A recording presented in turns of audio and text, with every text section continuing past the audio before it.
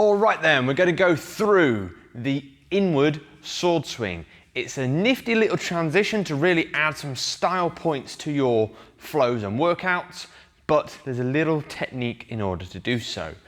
For the inward sword swing, you want a very loose grip. So you want an okay grip, so thumb and forefinger. Let the mace fall forwards and then go into your okay grip, loosen those fingers off, and as the mace swings down, you help the momentum bring it back up. If you're finding you can't quite do it, or the mace is going out to the side, it's probably because you're taking too tight a grip. The best thing to do with this is really relax, and then we can start to angle the forearm to be able to change the direction that we want to do the inward sword swing.